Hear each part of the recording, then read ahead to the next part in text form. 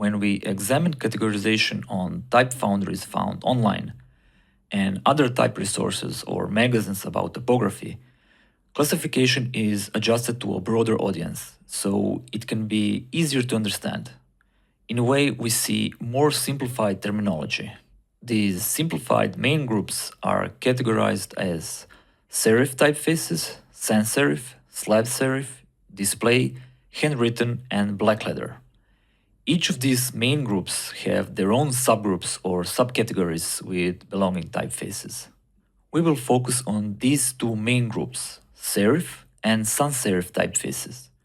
We will explore their subcategories or so-called subgroups by using a different methodology of classifying compared to historical classification. Classification that is based on form of a typeface. This should give you an understanding and teach you how to classify a typeface and use it with purpose. Let's start with serif typefaces. A serif is a small shape, a feature, that appears at the beginning or at the end of the stroke on a letter. Sometimes is referred as head serif or foot serif.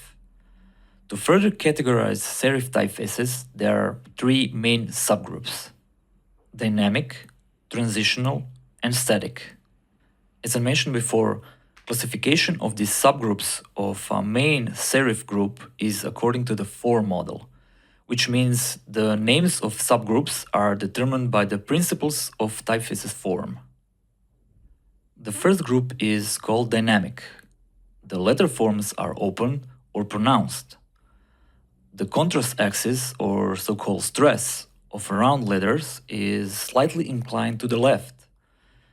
Their handwritten origins are noticeable in their construction and form. The stroke contrast is usually low. However, there are typefaces with more visible stroke contrast as a part of this group. You can see the organic type serifs. The serifs are usually bracketed and sometimes asymmetrical. Here you can see calligraphic terminals because of the angled pen. The first letters were written with angled pen, and from there we have visible this construction of calligraphic terminals. Terminals are the end of the strokes. They can be serif-like in this case, or without it if typeface is sans serif. Here you can see the stress or the contrast. It's angled slightly to the left. Here are other examples of typefaces that belong to this group. Another identifier can be a lower X height compared to the other following subcategories. Also, another good identifier is that sometimes there is a slanted crossstroke on a letter E.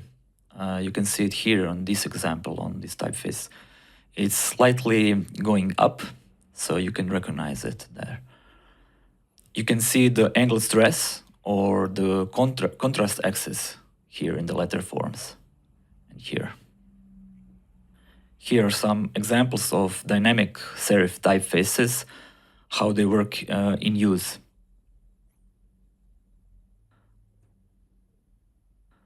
The second category is transitional, sometimes referred as realistic or baroque, but by the form principles, it's somewhere in between the first dynamic and the next one static.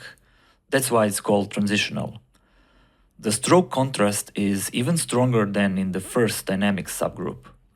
The stress axis is more vertical, or sometimes it can be slightly inclined to the left. Here you can see on letter E. Serifs are bracketed and the X height is generally a bit larger. The terminals are rounded, often like small teardrops. You can see here on this example. And as I mentioned, the vertical stress is more vertical and sometimes angled. It's like a combination of two of those. Here are some type examples of those characteristics. You can see the contrast is moderate and the stress angle is varying. Let's check some examples of these transitional serif typefaces in use.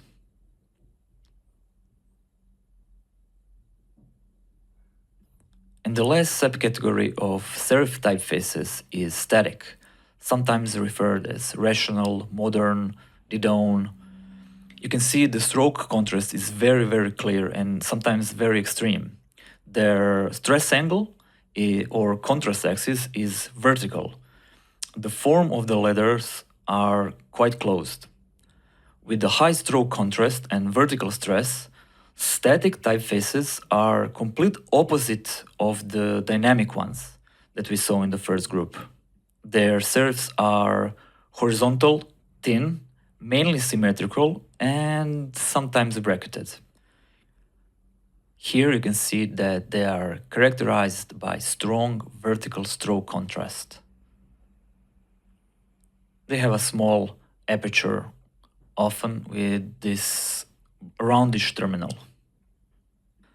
The typefaces in this category are less written and more built, constant in proportion and structure.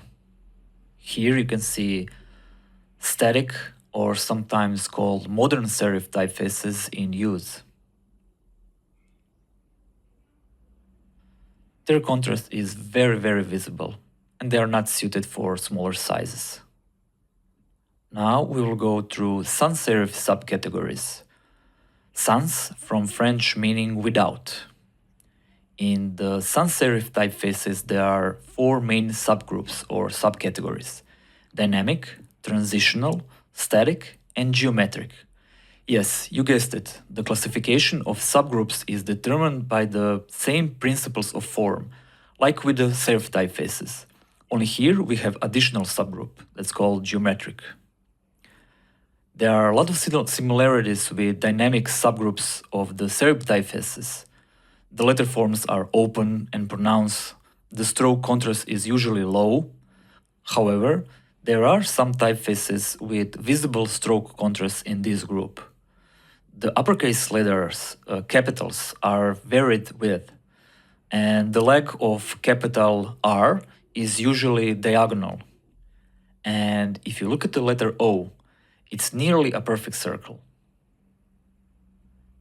These typefaces have a larger X height, so that may help with the reading smaller text.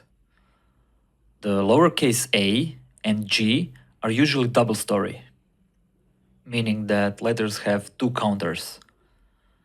Sometimes it's open and sometimes it's closed. Here, counters are wide open. You can see the aperture here, how open it is. The term aperture describes the distance between two strokes in a character that do not enclose the interior form. Like example for in A or E, C, S. The size of aperture in a typeface influences legibility. Here are some examples. You can see that they have much lower contrast, a big X height, so they are suitable for reading from larger distance. Here you can see them in use as a running text or body text, or like headlines and some more running text. Transitional typefaces have regular proportions. The uppercase letters are of similar width. The contrast axis of round letters like O and E is vertical or slightly inclined to the left. These grotesque typefaces have relatively static forms based on the oval and very closed apertures. G often has a spur, and the X height is usually lower. When they first appeared in the early mid-1800s, they were known as the ugly, due to their rejection of elegance of historic serif styles and serif typefaces. It wasn't a style that was enjoyed by all, and because of its unattractive nature, it was labeled by some as grotesque.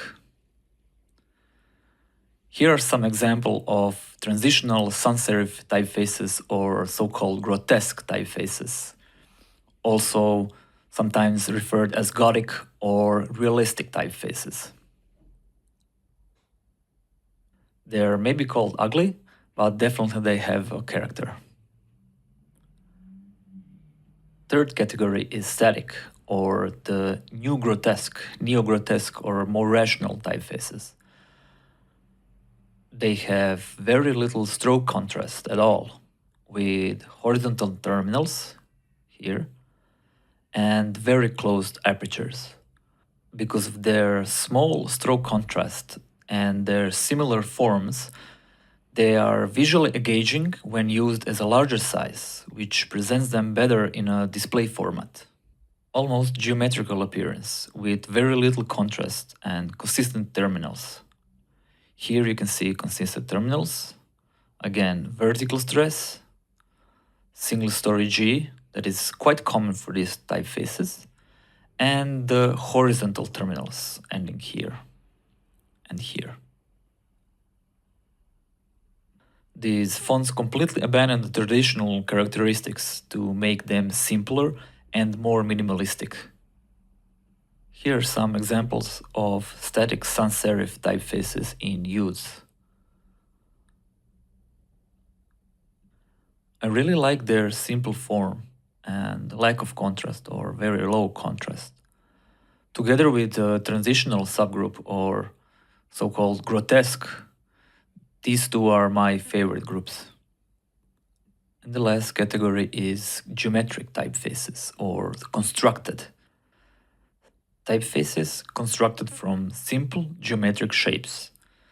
Geometric typefaces might seem simple and easy to design, but in reality, there are a lot of subtle optical adjustments to make them visually pleasing. Looking very clean, rounded, and friendly, although forms such as the circle of the letter A seems to be perfectly round, the majority of proper typefaces don't contain perfect circles. Simple geometric shapes with optical adjustments. They have really minimal contrast and usually a single story A, that is quite common. The X height is also low. That can cause problems if used as a body text and set in a smaller size. Here are some examples of geometric typefaces. Usually, they have been optically corrected to give the illusion that they are circular, so they harmonize well with other letter forms. Here are some examples of geometric sans serif typefaces in use. They have this structured and round look and feel. If you compare naming of subcategories in serif and sans serif groups, you can see that classification based on the form principle is much simpler. It's much easier to remember and use compared to the classification that is related to a certain style or a period in history. This way, you are always looking at the typefaces based on their form and then connecting with it other ways how they are called. Knowing how to classify typefaces, you will know about their characteristics and know what they represent. From there, it's easier to connect it with your brand or a project. Also, when going through type foundries and checking the recently published typefaces, you will slowly start to see the origin or recognize the influence on which are those typefaces built upon.